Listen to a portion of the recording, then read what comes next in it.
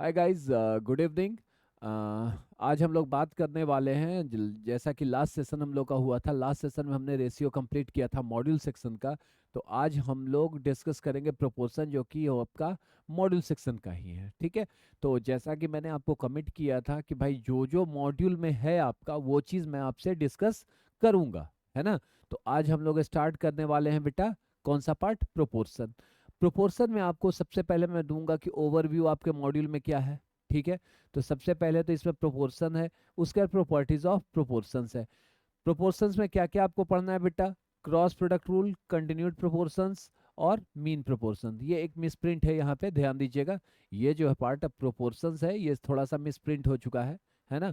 तो इसमें कोई बहुत बड़ी इशू नहीं है, ये आपका मिसप्रिंट है। ठीक है। अब देखिए, अब इसके बाद आपका क्या है? क्रॉस प्रोडक्ट रूल है इसमें आपका प्रॉपर्टीज में। इन्वर्टेंडो है, अल्टरनेंडो है, कंपोनेंडो है, डिविडेंडो है, कंपोनेंडो एंड डिविडेंडो है, एडेंडो है, और एक सब्ट्राहेंडो भी होता है ना। एक सब्ट्राहेंडो जो यहाँ पे इन्होंने डिस्कस नहीं किया है। ठीक है। चलिए, तो हम लोग बात करते हैं। जैसा कि हमने डिस्कस किया था ऑलरेडी, मैंने अपने क्लास में आपको डिस्कस भी कर रखा है कि equality of two ratios is called as proportion. Means अगर मेरा रेशियो है, एक रेशियो A:B है और दूसरा रेशियो हमारा, ये इसका मतलब एंड होता है, B:C है। तो अगर ये दोनों इक्वल हैं तो इसको, इन दोनों रेशियो को प्रोपोर्शनेट कहा जाता है या प्रोपोर्शन टू कहा जाता है। मतलब इसको रिप्रेजेंटेशन कैसे कि A:B प्रोपोर्शनल टू B:C होता है। ठीक है। यही हमने डिस्कस किया था। ठीक। अब देखिए, अब यहां पर क्या है बेटा कि यहां पर हम लोग अभी अगर जो डिस्कशन करने जा रहे हैं, वो डिस्कशन हमारी किस चीज की होगी? वो हमारी होगी कि आपका मॉड्यूल सेक्शन हम लोग को चलना है। ठीक है। तो मॉड्यूल सेक्शन में अगर हम लोग चले तो बेटा एक चीज ध्यान दीजिएगा कि जो जो मॉड्यूल में है, पहले तो दो चीजें, कुछ चीजें मैं बता दूं। ये जो आपका A:B है और ये प्रोपोर्शनल टू C:D है। ठीक है। तो ध्यान रखिएगा, इन दोनों को क्या कहा जाता है और इन दोनों को क्या कहा जाता है। ठीक है। इन दोनों का नोटेशंस होता है। ये दोनों को ज्वाइंटली अगर अपन कहें ना, तो इन दोनों को ज्वाइंटली एक्सट्रीम्स कहा जाता है। ठीक है। एक्सट्रीम्स कहा जाता है और इन दोनों को मीन्स कहा जाता है। ठीक। और एक थ्योरम भी होता है, product of extremes, product of extremes is equal to product of means. ठीक है भाई। Product of extremes is equal to product of mean, जिसको क्रॉस प्रोडक्ट रूल भी कहा जाता है, कि ये एक थ्योरम होता है। और ऐसे भी अगर इस थ्योरम की आप बात करें बेटा, तो आप गौर कीजिए, जब ये दोनों इक्वालिटी होल्ड कर रहा है, मतलब A/B is equal to C/D है। राइट। दिस इंप्लाइज, अगर क्रॉस मल्टीप्लीकेशन अपन करें, दोनों का क्रॉस मल्टीप्लीकेशन करें, तो आपका क्या होगा? AD is equal to BC। आपका AD देखो तो A और D क्या है? प्रोडक्ट ऑफ एक्सट्रीम्स है। ये प्रोडक्ट ऑफ एक्सट्रीम्स है, ये प्रोडक्ट ऑफ मीन्स है। तो बस यही रूल होता है। ठीक है। चलिए भाई, अब चलते हैं हम लोग।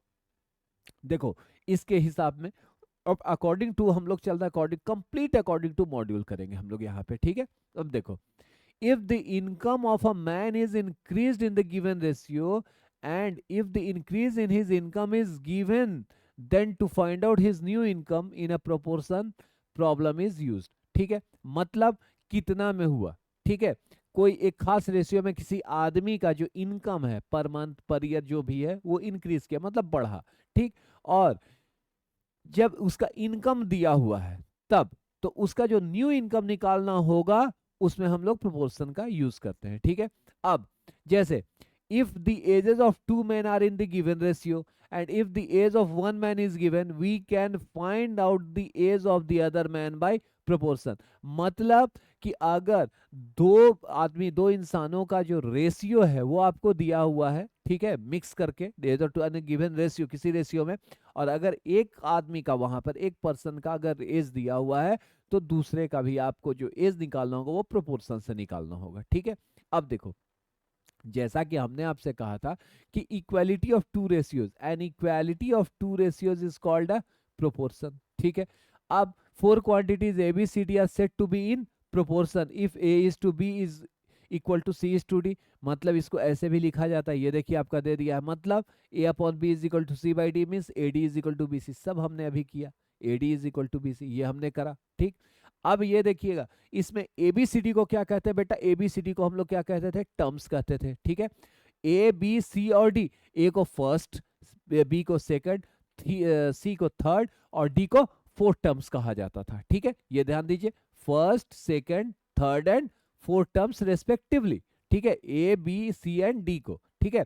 फर्स्ट एंड फोर्थ टर्म को एक्सट्रीम्स कहते हैं हम लोग, ठीक है, या एक्सट्रीम टर्म्स। और सेकंड एंड थर्ड को हम लोग क्या कहते हैं बेटा, मीन्स कहते हैं या मिडिल टर्म्स कहते हैं। वो सारा कुछ मीन्स और अभी मैंने आपको बता दिया, ठीक है। अब देखो, इस अगर a is to B is proportional to c is to D, तो d को क्या कहेंगे बेटा, फोर्थ प्रोपोर्शनल, ध्यान रखना है। अगर a is to b is equal to c is to d, then ad is equal to bc, cross product rule, that is product of extremes is equal to product of means. अभी हम लोगों ने करा, ठीक। अब देखो भाई, cross product rule भी मैंने आपको भी कहा था कि इसको हम लोग क्रॉस प्रोडक्ट रूल कहते हैं, ठीक है। अब देखो, अगर तीन क्वांटिटीज ए बी और सी, क्वांटिटीज का मतलब, ध्यान रखिएगा एक चीज, रेशियो में क्या था हम लोग का बेटा कि ए और बी को, एंटीसीडेंट और कंसेक्वेंट को सेम क्वांटिटी में होना चाहिए था, राइट। लेकिन प्रोपोर्शन में ऐसा कुछ भी नहीं है, ठीक है, प्रोपोर्शन। बट हाँ, ए इज टू बी और सी इज टू डी, जैसे मैं क्या कह रहा हूं कि ए इज टू बी और proportion to C is to D, ये तो हमने कहा। तो इसका मतलब कि ये ए इज टू बी में तो वही रेशियो का कंडीशन लगेगा, सी इज टू डी में भी रेशियो का। लेकिन ऐसा कोई जरूरी नहीं कि अगर ये दोनों केजी में हो तो ये भी केजी में होना चाहिए, ऐसा कुछ भी नहीं है, ठीक है। ये ध्यान रखिएगा, ठीक।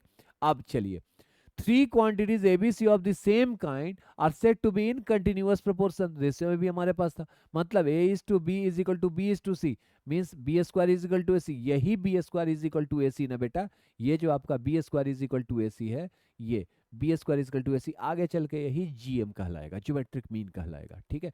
सीक्वेंस एंड सीरीज में भी आपको पढ़ना है, मेजर ऑफ सेंट्रल टेंडेंसी में भी आपको इसका जिक्र मिलेगा, ठीक है। अब बताइए, अब क्या कहता है भाई, एबीसी अगर कंटिन्यूअस प्रोपोर्शन में है, ठीक है, तो मिडिल टर्म को बी को क्या कहते हैं, मीन प्रोपोर्शनल, ध्यान रखिएगा, बी को मीन प्रोपोर्शन कहेंगे, ठीक है, बिटवीन ए एंड सी। और ए क्या है आपका, फर्स्ट प्रोपोर्शन है, और सी क्या है आपका, थर्ड प्रोपोर्शनल है। सी आपका जो है सो थर्ड प्रोपोर्शनल। मतलब अगर बेटा अभी हमारा b square is equal to a c आया था, जैसा कि आपने ये देखा, ये देखो आप, ये देखा, तो इसका मतलब कि b is equal to root a c. और अगर रूट से आपको थोड़ा डर लगता है तो भाई b square is equal to a c ही रहने दीजिए, कोई दिक्कत नहीं है, इससे भी बन जाएगा आपका, ठीक है। लेकिन ए सी बहुत टिपिकल नहीं है, ऐसा भी कुछ नहीं है कि रूट बहुत टफ होता है, ऐसा कुछ नहीं है, ठीक। अब आ जाइए,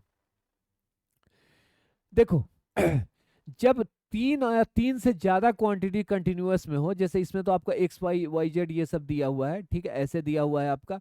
लेकिन अगर आप जनरली माने, अगर a by B is equal to b by c is equal to c upon d is equal to d upon e and so on है, तो ये देखो, इसका कंसिक्वेंट इसके एंटीसीडेंट कर रहा है, इसका कंसिक्वेंट इसके एंटीसीडेंट, इसका कंसिक्वेंट इसके नेक्स्ट टर्म के एंटीसीडेंट। तो ऐसे को क्या कहते हैं बेटा, कंटिन्यूड प्रोपोर्शन कहते हैं, ठीक है, कंटिन्यूड प्रोपोर्शन कहते हैं, ठीक। अब देखिए, जैसा कि मैंने आपको बोला कि बेटा रेशियो में ऐसा होता है कि आपका सेम क्वांटिटी होना चाहिए, लेकिन प्रोपोर्शन में ऐसा कोई दिक्कत नहीं है, ठीक है। अब देखो, in a ratio a is to b, both quantities must be of the same kind, while in a proportion a is to b all the four quantities need not be of the same type, ठीक है। But the first two quantity, ध्यान दीजिएगा, the first two quantities should be of the same kind and last two quantities should be of the same kind। मतलब ratio का properties जो है ना बेटा, वो रेशियो में तो लगेगा, लेकिन प्रोपोर्शन अगर दोनों में, ऐसा कुछ भी नहीं है, ठीक है, क्लियर। अब आ जाइए भाई, अब आ जाइए एप्लीकेशन पे, इनके एप्लीकेशंस पे अगर अपन आते हैं, इनके एप्लीकेशंस पे आते हैं, तो भाई एप्लीकेशंस का भी अब एक देखो कैसे, जैसे मैंने आपसे कहा, क्या मैंने आपसे कहा कि भाई 6 is to ₹8 is equal to 12 toffees ratio 16 toffees, ठीक है। मतलब 6 is to 8 is proportion to 12 is to 16, simple. देखो, फर्स्ट टू क्वांटिटीज आपका सेम काइंड का है, रुपीज में है, और ये आपका किस में है, चॉकलेट में है, तो ये प्रोपोर्शन होगा, ऐसा कुछ भी नहीं है, ठीक है। चलिए भाई, ये तो इलस्ट्रेशंस था। अब एग्जाम्पल की बात करें, पॉइंट भाई कैलकुलेटर रख लीजिएगा अपने साथ, ठीक है। देखो, the numbers 2.4, 3.2, 15 are in proportion because these numbers have the property the product of extreme is equal to product of means। मतलब ये जो फॉर्मूला हम लोगों ने देखा था, product of extremes is equal to product of means ये formula था, दोनों को मल्टीप्लाई कीजिए तो सेम आएगा, मतलब दोनों बराबर है।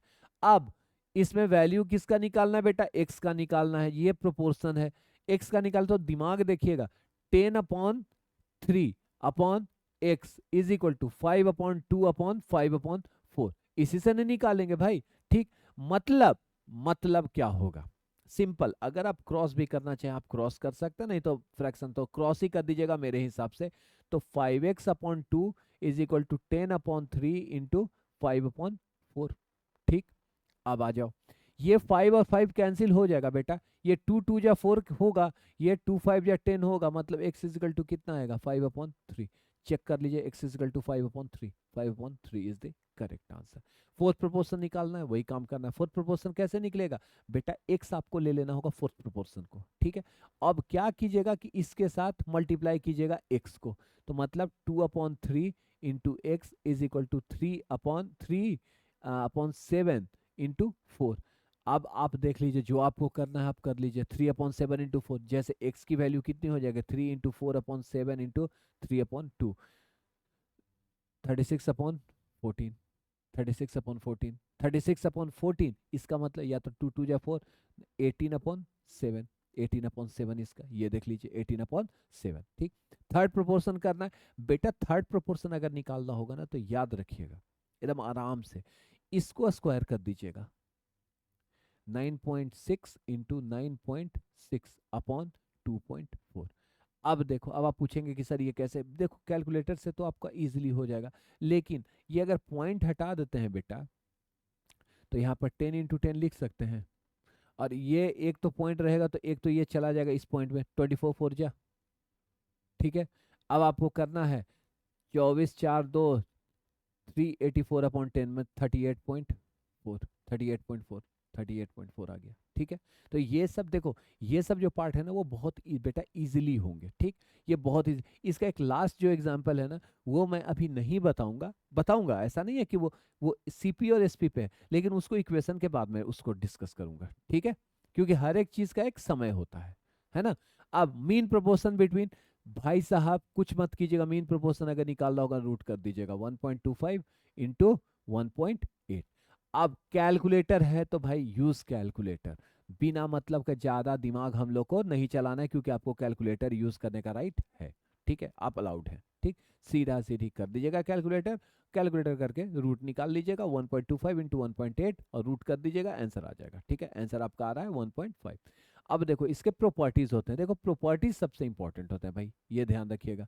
प्रॉपर्टीज में फर्स्ट प्रॉपर्टी तो सब लोग को पता है कि product of mean is equal to product of extreme, तो भाई फर्स्ट प्रॉपर्टी वही है। दूसरा इन्वर्टेंडो, एक बात ध्यान देना, इन्वर्टेंडो मतलब ये दिया हुआ रहेगा आपकी a/b is equal to c/d, invertendo का मतलब क्या होगा, दोनों को inverse, this implies b/a is equal to d/c, यही ना इन्वर्स हुआ है, ये इन्वर्स हुआ है, ठीक है, ये इन्वर्स हुआ, क्लियर है, क्लियर है भाई, सबका क्लियर होगा। अब आ जाइए आप, अब देखिए अब क्या होगा हमारे पास, सबसे इंपॉर्टेंट क्या है, इसमें इंपॉर्टेंट होता है आपको कंपोनेंडो एंड डिविडेंडो, लेकिन इसमें सिंस ये आपका दिया अल्टरनेंडो भी, अल्टरनेट का मतलब क्या होता है कि अल्टरनेट मतलब जैसे मान लीजिए कि ये बॉक्स है, ठीक है, ये ऐसे 4 बॉक्स ऐसे ऐसे, तो ये कैसे सीट आउट सीट है बेटा, बैठा हुआ कैसे है, पहले स्क्वायर फिर सर्कल फिर स्क्वायर फिर सर्कल फिर स्क्वायर फिर सर्कल फिर स्क्वायर, ठीक है। तो ये किस बेसिस पे बैठा हुआ है, अल्टरनेट तरीके से बैठा हुआ है, राइट। अल्टरनेट से ये डिजाइन किया हुआ या रखा हुआ जो भी किया हुआ, तो अल्टरनेट का मतलब क्या, जगह परिवर्तित कर देना, जगह स्थान को परिवर्तन करना, मतलब ये दिया हुआ आपका a/b is equal to c/d, ठीक। तो इसका मतलब क्या होगा, a/c is equal to b/d, बस हमने क्या किया, इन दोनों को डाइवर्ट कर दिया, या इसको भी आप कर सकते हैं, इसको भी आप कर सकते हैं, कोई दिक्कत नहीं है, ठीक है। यहां से भी आप कर सकते थे, यहां से भी आप कर सकते थे ना, ठीक है। तो अब देखिए ये क्लियर आ गया मेरे पास, ठीक है। अब ध्यान दीजिएगा, अब एकदम बड़े प्यार से दीजिएगा, ठीक है। AD is equal to BC यहाँ भी आ रहा है भाई, यहाँ भी अगर आप देखेंगे तो AD is equal to BC आ रहा है कि नहीं, मल्टीप्लाई करेंगे तो मतलब हम लोग गलत नहीं है, ठीक। अब आता है बेटा आपका कंपोनेंडो, कंपोनेंडो क्या होता है, डिविडेंडो क्या होता है, और कंपोनेंडो और डिविडेंडो क्या होता है, सुनो, a/b is equal to c/d दिया हुआ है ना, तो इन दोनों साइड में अगर हम लोग 1 ऐड करते हैं दोनों साइड में अगर 1 ऐड कर दें तो हमारा कोई फर्क तो नहीं पड़ेगा। एलसीएम कितना होगा, b means a plus B upon B is equal to C plus D upon D. ये जो मेरा होगा ना बेटा, ये होगा मेरा कंपोनेंडो। और यही अगर माइनस कर दें हम लोग तो ये कितना आएगा, a minus B upon B is equal to C minus D upon D. तो ये जो होता है आपका डिविडेंडो होता है, डिविडेंडो। ये आपका कौन सा है बेटा, कंपोनेंडो है। ठीक है, कंपोनेंडो और डिविडेंडो हो गया। अब देखिए कंपोनेंडो और डिविडेंडो अलग अलग है, और कंपोनेंडो एंड डिविडेंडो अगर होगा तो इन दोनों को एक दूसरे से डिवाइड कर दीजिए। अगर आप डिवाइड करते हैं तो आप देख लो a plus B upon B upon A minus B upon B is equal to C plus D upon D upon C minus D upon D. बेटा ये देखो तो ये डी डी कैंसिल हुआ, ये बी बी कैंसिल हुआ, this implies कितना आ जाएगा, a plus B upon A minus B is equal to C plus D upon C minus D. ये आपका क्या होगा, कंपोनेंडो एंड डिविडेंडो होगा। ठीक है, देख लीजिए आप, यहाँ पर आप देख लीजिए कंपोनेंडो और डिविडेंडो, ये देखो आप, यही ना किया गया है। आप देख लीजिए, अगर इसमें देखते हैं, ये देखिए आप, इस पर आपके मॉड्यूल में एक क्वेश्चन भी है। ठीक है, डायरेक्ट, ठीक, means a plus B is to A minus B is equal to C plus D is to C minus D. ठीक, अब देखो एक एडेंडो क्या होता है। देखो एक बात ध्यान रखना, मैं दो ही पर लेके चल रहा हूं। मान जाए कि a by B is equal to C by D, तो अगर a plus C upon B plus D हमने किया तो इसको कहेंगे एडेंडो। ठीक है, और अगर a minus C upon B minus D करा तो इसको हम लोग कहेंगे सब्ट्राहेंडो। और ये जो एडेंडो है ना बेटा, ईच रेशियो निकालने में भी काम आता है, सेम होता है ईच रेशियो जब आपको निकालना होगा तो। ठीक है, अब देखिए, ये तो मैंने सिर्फ दो के लिए कहा। मान लीजिए मैंने कहा a by B is equal to C by D is equal to E by F is equal to G by H is equal to and so on. ठीक, मीन्स एडेंडो कितना हो जाएगा बेटा, a plus C plus E plus G plus dot dot dot upon B plus D plus F plus H plus dot dot dot. ये क्या होगा बेटा, एडेंडो। ठीक है, और यही अगर सब में माइनस कर दिए हम लोग upon B minus D minus F minus H minus, इसको हम लोग क्या कहेंगे बेटा, सब्ट्राहेंडो। ठीक है, तो एडेंडो और सब्ट्राहेंडो दो चीजें हैं। तो एडेंडो ये हमने किया, ये देखो एडेंडो। और यही चीज अगर हम लोग के पास आ जाएगा तो देखो एक के रूल होता है, हम लोग के रूल से नहीं बात करेंगे। ठीक है, और ये देखो सब्ट्राहेंडो है आपका। ठीक है, तो ये प्रूफ हम लोग नहीं करेंगे, प्रूफ करने का कोई मतलब हमारा नहीं बनता है। ठीक है, अब आ जाइए भाई, हम लोग चलते हैं नीचे। अब नीचे में एग्जाम्पल है आपका। ठीक है, एग्जाम्पल फर्स्ट क्या है, ये आपका दिया हुआ है कि a is to B proportion to c is to d। ठीक है, और इतना कितना है 2.5 1, तो value of A D is to B C निकालना है, या a plus C is to B plus D निकालना। बेटा जब दोनों बराबर है, दोनों बराबर है, तो ये तो दिया हुआ कि ए डी और बी सी आपको निकालना, मतलब a by A D is equal to B C है ना आपके पास। ठीक है, तो this implies A D upon B C is equal to कितना हो जाएगा 1, means A D is to B C is equal to 1। ये आपका आंसर आ जाएगा। लेकिन अब दूसरा कंडीशन भी a plus C upon B plus D निकालना है, तो चुपचाप एडेंडो प्रॉपर्टी आप लगा दीजिए। एडेंडो प्रॉपर्टी लगाइएगा, कितना होगा 25 अपॉन 15, 5/3 हो जाएगा, सिंपल 5:3। ठीक है, अब एग्जाम्पल 2 देखो, इसमें ये अगर निकालना हो ना बेटा तो कुछ मत करना, इसमें ये जो रूल लिया है ना k/7, कुछ नहीं, a is equal to 3 put करो, b इज इक्वल टू 4 और c इज इक्वल टू 7। तो 3 plus 4 plus 7 upon 7 that is equal to 14 upon 7 that is equal to 2 is your answer. ठीक, अब मैं इसी के एग्जाम्पल की बात कर रहा था कि मैं आपको आफ्टर इक्वेशन बताऊंगा, ये ध्यान रखिएगा, ये मैं आपसे डिस्कस करूंगा आफ्टर इक्वेशन, क्योंकि हमने आपसे आपके साथ डिस्कस कर रखा है प्रॉफिट एंड लॉस भी। ठीक है, और ये एलिगेशन पे क्वेश्चन बनेगा, इतना लॉन्ग हम लोग नहीं जाएंगे क्योंकि सीए फाउंडेशन एग्जाम में इतना टाइमिंग नहीं होता है। ठीक, कि हम लोग इतना लॉन्ग जाएंगे। ये आफ्टर इक्वेशन, ये क्वेश्चन मैं एलिगेशन पे डिस्कस करूंगा, ऑलरेडी मैंने आपको एलिगेशन डिस्कस कर रखा है। ठीक है, अब देखिए, अब आता है हमारा एक्सरसाइज। सिंपल सी बात है बेटा, एक्सरसाइज अगर आपको बनाना है तो छोटे छोटे क्वेश्चंस है, एक्सरसाइज तो हम लोग ऐसे भी करेंगे ही, है ना। तो सबसे पहला क्वेश्चन हमारा देख लो, क्या कह रहा है, द फोर्थ प्रोपोर्शनल टू 4 6 8। बेटा 4 6 8 है ना, इसमें फोर्थ प्रोपोर्शन अगर निकालना रहे ना, फोर्थ प्रोपोर्शन, ठीक है, आप कुछ मत करो, फोर्थ प्रोपोर्शन अगर निकालना रहे तो आपको क्या करना है बेटा, इन दोनों को मल्टीप्लाई करके इससे डिवाइड कर देना है। 8 इंटू 6, लास्ट 2 को मल्टीप्लाई कीजिए, डिवाइड कीजिए, 4 2 जा 8, 6 2 जा 12, 12 इज योर करेक्ट आंसर। ठीक है, 12 आपका जो है सो करेक्ट आंसर आएगा। कोई ज्यादा हम लोग को दिमाग इसमें नहीं चलाना है। ठीक, अब अगर थर्ड प्रोपोर्शन हमारा रहा, थर्ड प्रोपोर्शन रहा, तो इसको स्क्वायर कर देना, इसको स्क्वायर कर देना और 12 से डिवाइड कर देना। थर्ड प्रोपोर्शन कितना हो जाएगा भाई, थर्ड प्रोपोर्शन कितना हमारे पास हो जाएगा क्वेश्चन नंबर 2 में, थर्ड प्रोपोर्शन हो जाएगा 18 स्क्वायर मीन्स 18 इंटू 18 अपॉन 12, 2 6 जा 12, 2 9 जा 3 2 जा 6, 3 3 जा 9, 2 9 जा, दैट इज इक्वल टू 27, 27 आ गया, 27 लगा दीजिए। ठीक, mean proportion between 25 and 81, mean proportion अगर रहे ना, ये थर्ड क्वेश्चन, तो सीधा सीधी रूट लगाइए 25 इंटू 81। बेटा 25 को हम लोग कितना लिख सकते हैं, 5 स्क्वायर, इंटू 81 को कितना लिख सकते हैं, 9 स्क्वायर, तो ये कितना हो जाएगा 5 into 9, that is equal to 45, 45 आपका आंसर आएगा। ठीक, 45 आपका आंसर आ गया। ठीक, अब देखिए, अब एक चीज ध्यान रखिएगा, फोर्थ नंबर क्वेश्चन क्या कहता है कि the number which has the same ratio to 26 that 6 has to 13, 6 has to 13, बार बार मैं बोल रहा हूं ये भी प्रोपोर्शन ही है। आपको इसमें क्या करना है ध्यान दीजिएगा, इसमें क्या कीजिए, जो 26 है ना उसको मल्टीप्लाई कर दो इससे 6 से, 26 इंटू 6 अपॉन और 13 कर दो, 13 2 जा 26, 2 6 जा 12, 12 इसका आपको आंसर आएगा। इसका आंसर आपके पास 12 आना चाहिए, मींस इसमें यहाँ पे कोई नहीं दिया हुआ बेटा, 11 10 और 21 है, तो नन ऑफ दीज आंसर आएगा, definitely none of these answer आएगा, है ना। ये फोर्थ नंबर क्वेश्चन, ये थर्ड नंबर क्वेश्चन, ये सेकंड नंबर क्वेश्चन, ये फर्स्ट नंबर क्वेश्चन। अब फिफ्थ में आ जाते थे फोर्थ प्रोपोर्शन, फिर वही फोर्थ प्रोपोर्शन में हमने क्या करा, लास्ट दो को मल्टीप्लाई कर दीजिए, लास्ट दो को मल्टीप्लाई करने पे कितना आ जाएगा भाई, ए स्क्वायर सी अपॉन 2a, ये ए से ए कैंसिल हुआ, ए सी अपॉन 2, यही आंसर आएगा, ए सी अपॉन 2।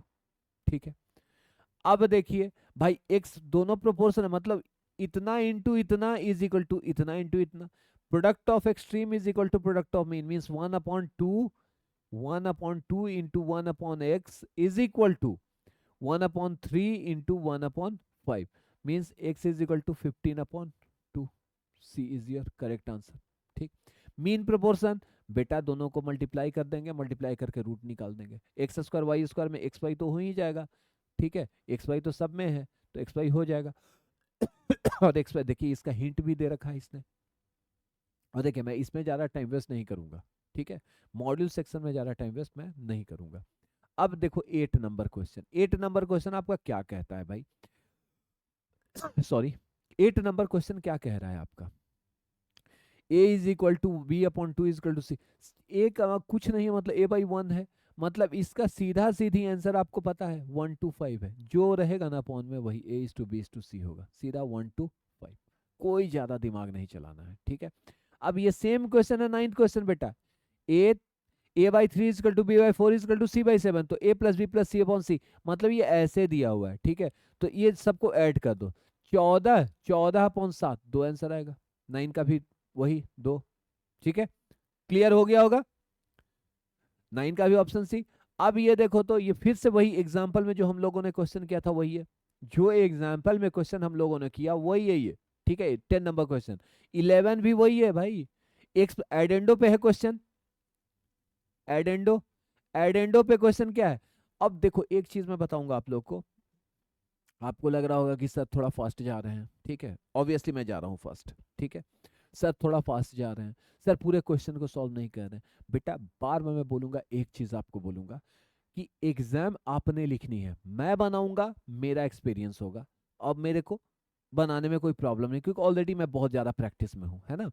तो आप बनाएंगे ना तो एग्जाम में आपका वर्क करेगा। हाँ, अगर डाउट आता है, नंबर सबके पास है, नंबर आपके पास लिखा हुआ है, सबके पास है, व्हाट्सएप पे आप कनेक्ट कर दीजिए, आपको रिस्पांस तुरंत दे दिया जाएगा। तुरंत का मतलब ये नहीं कि आप क्वेश्चन दिए आपको सॉल्यूशन दे देंगे, नहीं, आपको एक लिमिटेड टाइम के अंदर में आपको सॉल्यूशन इसका बता दिया जाएगा, जो भी आपके डाउट्स होंगे। और हाँ, मैं ये भी बता रहा हूँ कि अगर आपको एक्स्ट्रा डाउट्स भी होते हैं, just feel free to send me your questions, ठीक है? कहीं का भी क्वेश्चन हो, ऐसा कुछ नहीं है ना कि बस आपका यही क्वेश्चन, नहीं, आप क्वेश्चन भेज दो मेरे को व्हाट्सएप पे, ठीक है?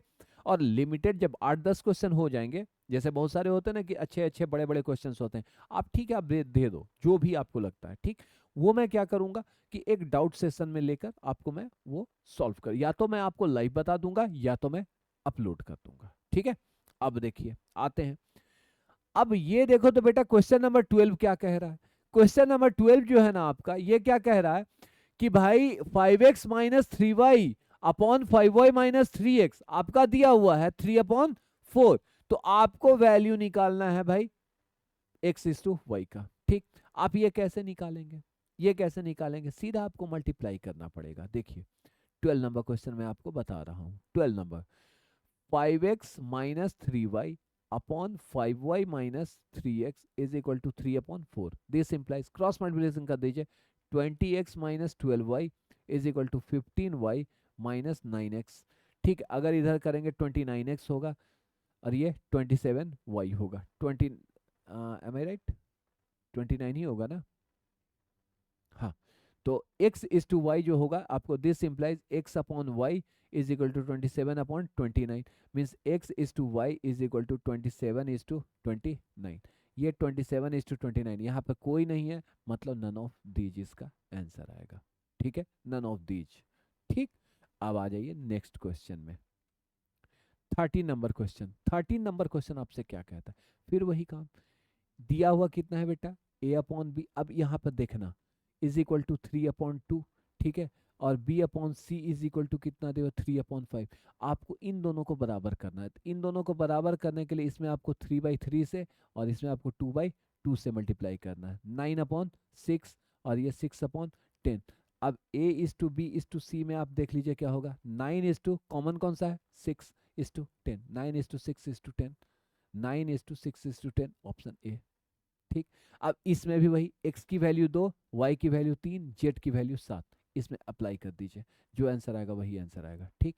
इसमें भी सेम 13 और 15 आपका सेम क्वेश्चन है। x is to Y is equal to इतना है, y इज टू जेड इतना है, तो भाई x is to Y is to Z कितना होगा? तो देख लो, 13 नंबर क्वेश्चन भी मैं आपको बता देता हूँ। 13 है नहीं, 15 नंबर है। 15, 13 नंबर तो ये है। 15 नंबर क्वेश्चन क्या है, x upon Y is equal to 2/3, y upon Z is equal to 4/3। तो बेटा इन दोनों को एक करना है, तो इसको 4 से और इसको 3 से मल्टीप्लाई करते हैं। ये कितना आ जाएगा, 8/12। ये कितना आ जाएगा, 12/9। तो x is to Y is to Z कितना होगा बेटा, 8 इज टू 12 इज टू 9।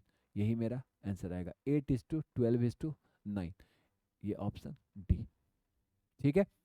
अब देखो एक चीज ध्यान रखना है बेटा, इसे मैं आपको ऑप्शन डिस्कार्ड मेथड भी बताऊंगा, ठीक है? ऑप्शन डिस्कार्ड मेथड का मतलब क्या होता है आपको पता है? ऑप्शन डिस्कार्ड मेथड का मतलब क्या होता है कि मैंने आपको ऑलरेडी बता रखा है कि भाई ऑप्शन डिस्कार्ड का मतलब हुआ आपका कि ऑप्शन से चूज करना, ठीक? अब दिमाग लगाओ, दिमाग लगाना। ये क्या कह रहा है भाई, 750, क्वेश्चन नंबर 16, 750, 3 पार्ट्स में 4:5:6, मतलब ये रेशियो में 4:5:6 आना चाहिए। तो बेटा आप एक ऑप्शन ए देखो, इसको अपन लिख सकते हैं, ध्यान दीजिएगा, 200 को एकदम आराम से ध्यान दीजिए, 50 × 4 लिख सकते हैं, ठीक है? कॉमा 50 × 5 लिख सकते हैं, 50 × 6 लिख सकते हैं। बेटा कॉमन कौन कौन सा है, 50 हमारा कॉमन है, 50 को गायब कर दो, 4, 5, 6, यही है ना? Option A is the correct answer. कोई जरूरत नहीं, ये तो खैर हो नहीं सकता, तीनों एक तो हो नहीं सकता है, ठीक है? तीनों एक नहीं हो सकता है तो हम तो वो करेंगे नहीं, तो ऑप्शन ए मेरा करेक्ट है, ठीक? अब ध्यान दो क्वेश्चन नंबर 17 में, ठीक? The sum of the ages of 3 person is 150 years. सबसे पहले क्या करो, सबको ऐड करो, तो ये कितना हो जाएगा, 150। ये भी ऑप्शन सही है आपका, फर्स्ट केस तो हमारा मिल रहा है 150 एज का, ये भी मिल रहा है, ठीक? ये भी मिल रहा है, मतलब 10 ईयर्स बिफोर। तो 10 ईयर्स बिफोर में ऑप्शन हम लगाते हैं कि ये ऑप्शन ए सही है। 10 ईयर्स बिफोर मेरे पास कितना होगा, जैसे अगर आपका आज एज 20 साल है तो 10 साल पहले कितना था, 10 साल। 10 साल के बाद कितना होगा, 30 साल, ठीक है। तो वही यहाँ पर अगर 10 साल बैक कर ले तो फर्स्ट ऑप्शन में मेरा कितना हो जाएगा 35, कितना है 40, और कितना हो जाएगा 45 हो जाएगा। देखो तो 5 7 जा, 5 8 जा, 5 9 जा, कॉमन कौन सा है बेटा, 5 कॉमन है आपका, यहाँ पे 5 कॉमन है, हटा दीजिए, मीन्स 7:8:9। अब आप चेक कीजिए 7:8:9 है कि नहीं, मतलब करेक्ट ऑप्शन क्या है मेरा, ऑप्शन ए। सेम उसी पैटर्न पे, सब उसी पैटर्न पे चलेगा, ठीक है। अब देखो भाई क्वेश्चन नंबर हमारा क्या कह रहा है, क्वेश्चन नंबर 18, the numbers इतना are not in the fourth term for which they will be in proportion is, they will be in proportion। अब ध्यान दीजिए they will be in proportion, भाई कौन सा नंबर इसमें प्रोपोर्शन होगा, ठीक। तो एक बात मैं बता दूं आपको, बड़े आराम से सुनिएगा, मान लीजिए 14:16, ठीक, इज इक्वल टू 35:x, ये मेरा प्रोपोर्शन में means 14/16 is equal to 35/x, 35 है, ये 7 2 जा 7 5 जा 2 8 जा, means this implies x is equal to 5 × 8 that is equal to 40। अगर यहाँ पे 42 के जगह पे 40 होता तो हमारा ये प्रोपोर्शन होता। क्लियर, क्लियर, ठीक। ये एकदम नॉर्मल, देखो अगर थोड़ा सा कैलकुलेटर का अप्लाई करो, 35 इंटू ये 16 × 35 कर दो, ठीक, उसको 14 से डिवाइड करो, जितना रिमाइंडर आएगा ना, जितना में कटेगा, जो बचेगा वही इसका आंसर आएगा, ठीक है। मीन्स 560 आना चाहिए। 16 × 35 कितना होगा 560, तो फिर 14 में क्या मल्टीप्लाई करें कि 560 आए, 40, सिंपल, ठीक। अब देखो 19 नंबर क्वेश्चन आपका क्या कहता है, ये तो अब सब फॉर्मूला बेस्ड पे है। 19 नंबर क्वेश्चन तो आपका एक तरह से अगर आप माने तो ये तो फॉर्मूला बेस्ड है ना बेटा, ये तो पूरा फॉर्मूला बेस्ड है 19 नंबर क्वेश्चन। तो 19 नंबर क्वेश्चन का क्या होगा हमारा, देख लो, x/y = z/w, ठीक, और y/x = w/z। तो भाई ना डिविडेंडो है ये, ना कंपोनेंडो है, ना अल्टरनेंडो है, तो ऑप्शन डी होगा, ठीक है, 19 का ऑप्शन डी। अब देखो 20, भाई ये क्या है, p/q = r/s, means p - r = q - s, सब्ट्राहेंडो, सब्ट्राहेंडो, है ना। अब 21 में आ जाइए, मैंने बता रखा है a/b = c/d, a + b upon a - c + d upon c/d, means componendo and dividendo, ठीक। 22 क्या कहता है, u/v = w/p, u - v w, बेटा ये तो गड़बड़ है, ये अगर यहाँ पे प्लस रहेगा, दोनों में से कहीं ना कहीं प्लस, अगर देख लीजिएगा आंसर, अगर प्लस दोनों है तब एडेंडो कहेंगे, अगर इसमें भी माइनस होगा तो ये सब्ट्राहेंडो होगा, तो सब्ट्राहेंडो है नहीं, तो ये प्लस है, मिसप्रिंट है थोड़ा सा, ठीक है, मिसप्रिंट है, इसका मतलब ये एडेंडो आंसर आएगा।